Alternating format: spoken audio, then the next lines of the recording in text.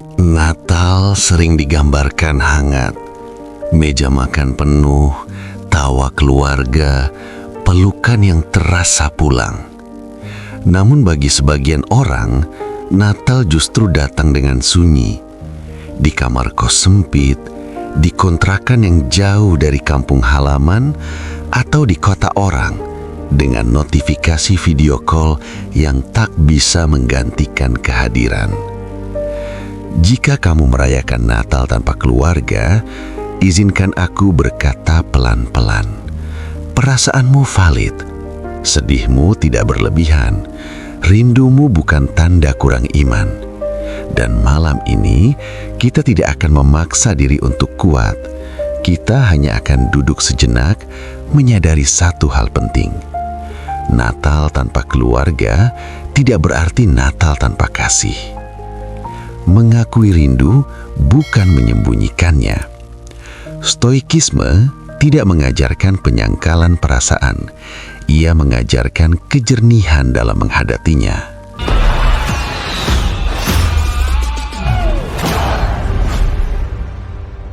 Marcus Aurelius menulis, "Jangan menolak apa yang muncul di dalam batinmu.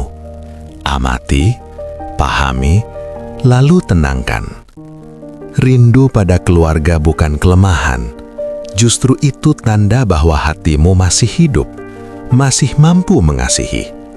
Seorang perantau yang pada malam Natal hanya bisa memandangi foto keluarga di ponsel. Ada senyum, tapi juga ada air mata. Ia tidak mengusir rasa itu. Ia mengizinkan rindu hadir tanpa menyalahkan diri. Dan anehnya, setelah jujur pada perasaan, hatinya terasa sedikit lebih ringan. Memahami bahwa kesendirian tidak sama dengan kesepian.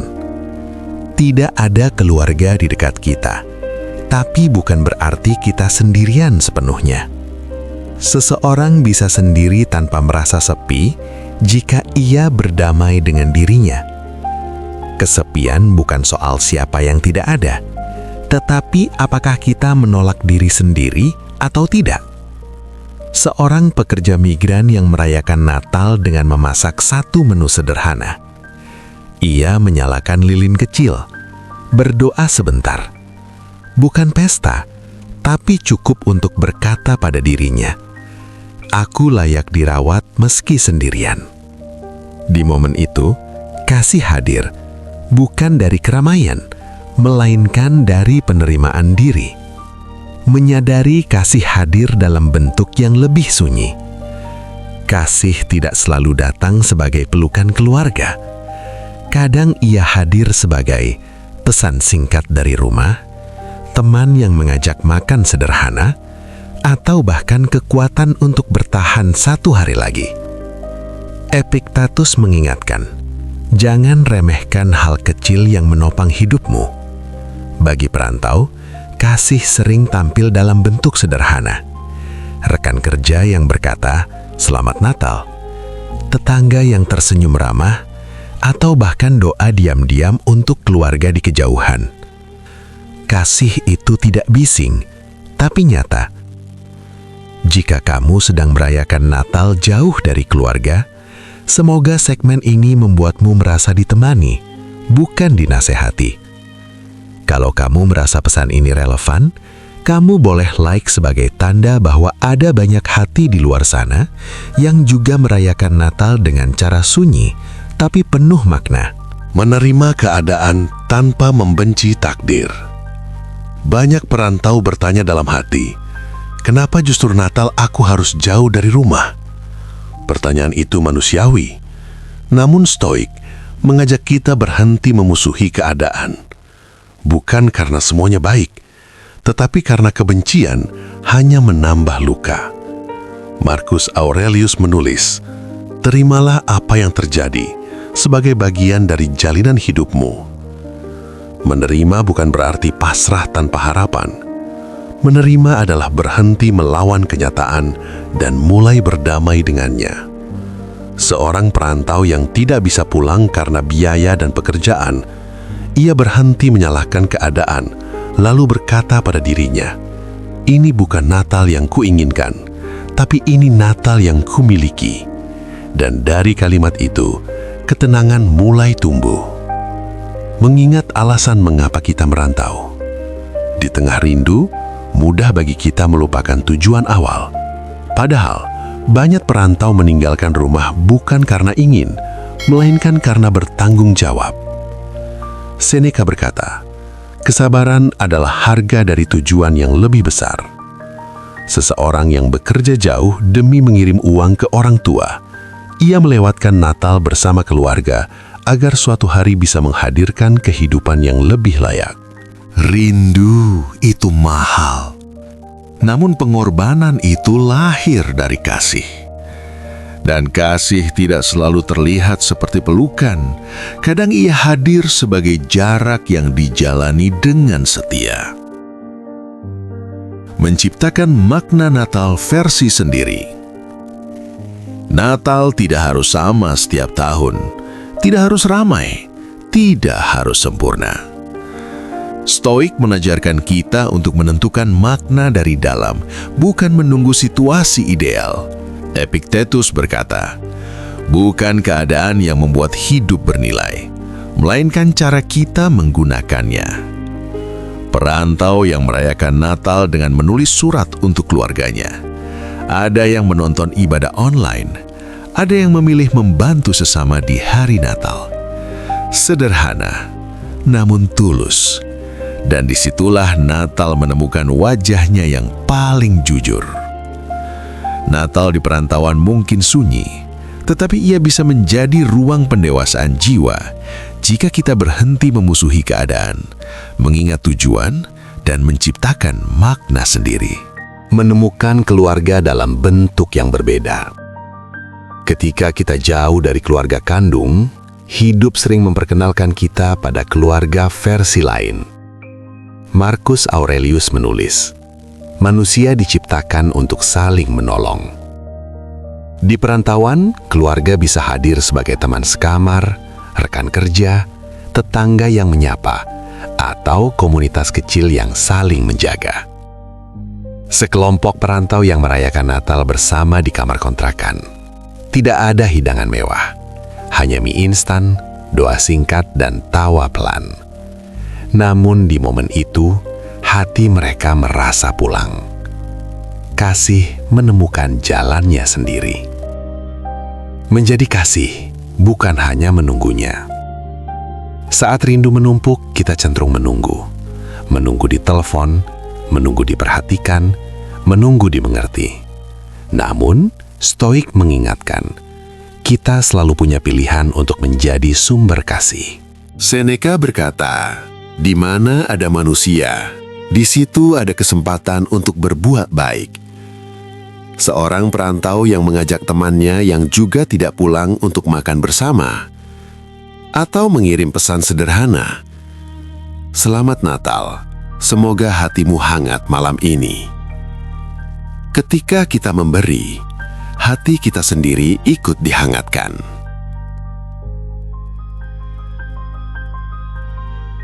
Di hari Natal, media sosial dipenuhi foto keluarga bahagia, dan tanpa sadar, hati terasa makin sepi.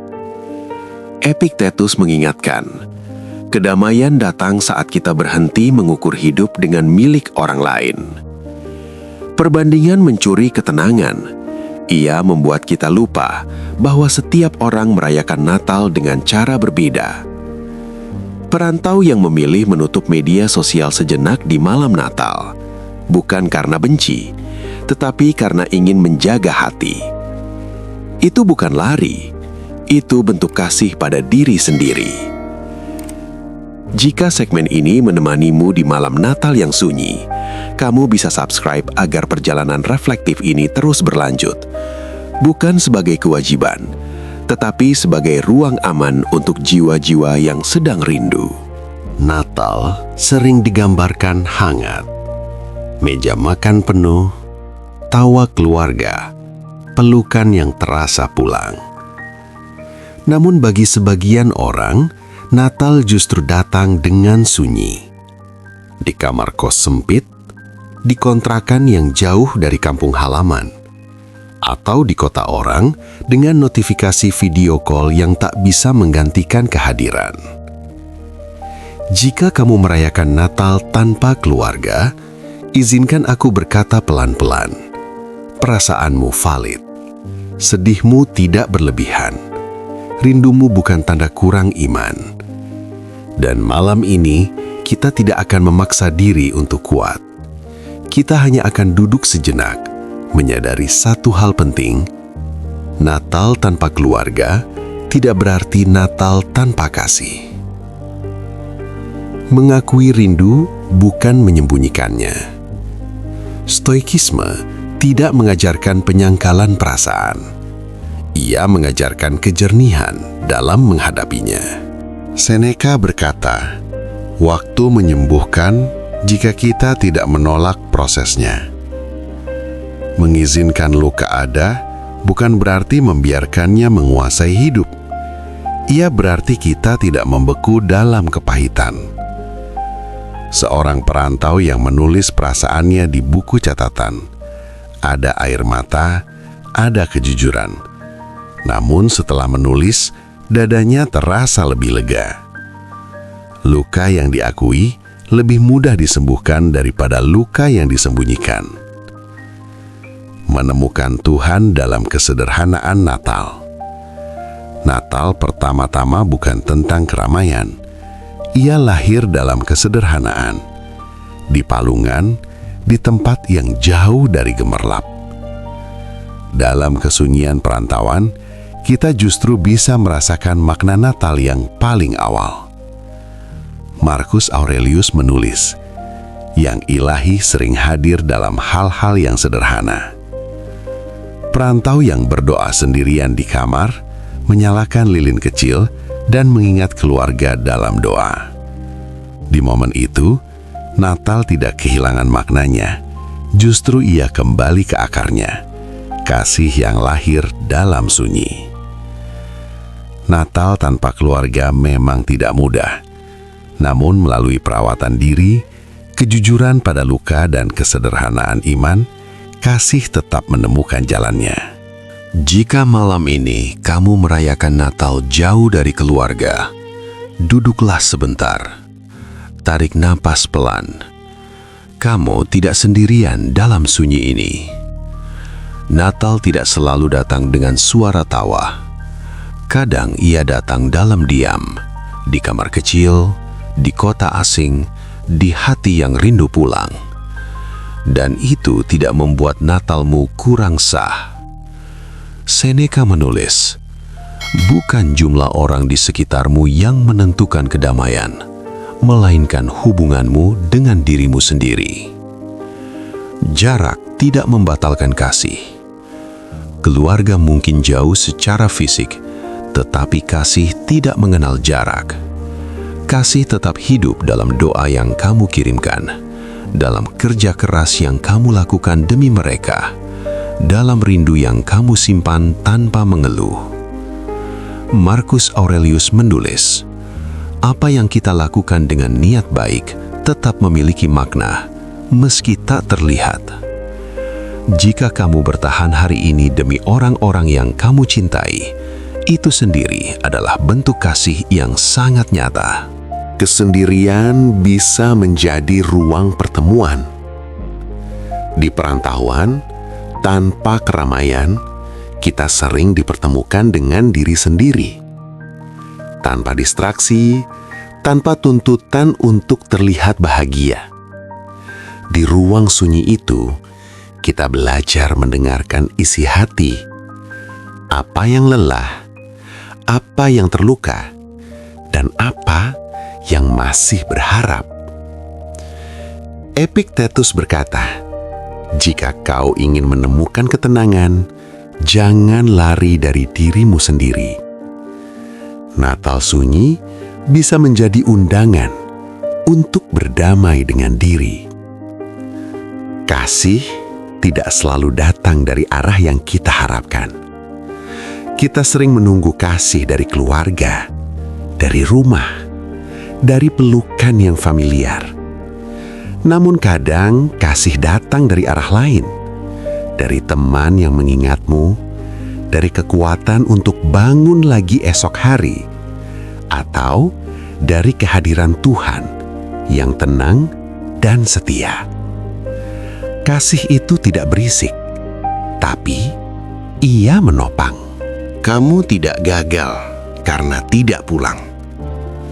Tidak pulang saat Natal bukan tanda kamu anak yang buruk, bukan tanda kamu melupakan keluarga. Seringkali justru sebaliknya, kamu sedang berjuang untuk masa depan yang lebih baik. Marcus Aurelius mengingatkan, nilai hidup seseorang terlihat dari niat dan ketekunannya. Dan ketekunanmu hari ini adalah hadiah yang sedang kamu siapkan untuk esok. Refleksi 5. Pulang tidak selalu berarti kembali ke rumah. Ada masa ketika pulang berarti kembali ke diri sendiri, menerima keadaan, merawat hati, dan tetap memilih kasih meski rindu. Natal ini mungkin tidak seperti yang kamu bayangkan, tapi ia tetap bermakna karena kamu menjalaninya dengan jujur. Jika perjalanan ini menemanimu di malam Natal, kamu boleh like dan subscribe. Bukan demi angka, tetapi agar ruang refleksi seperti ini terus ada bagi mereka yang merayakan Natal dalam kesunyian. Terima kasih sudah bertahan. Terima kasih sudah setia. Natal tanpa keluarga, namun tidak tanpa kasih. Tenanglah, kamu sedang melakukan yang terbaik. Pesan perantau untuk keluarga di kampung. Ma, Pa, di malam Natal ini, aku ingin jujur. Aku rindu pulang, rindu suara di rumah, rindu meja makan yang ramai, rindu Natal yang dulu terasa hangat karena ada kalian. Maaf tahun ini aku belum bisa duduk bersama. Bukan karena aku tak ingin pulang, tapi karena hidup membawaku berjalan sedikit lebih jauh dari rumah. Di kota ini, aku merayakan Natal dengan sunyi. Tidak ada masakan rumah, tidak ada pelukan.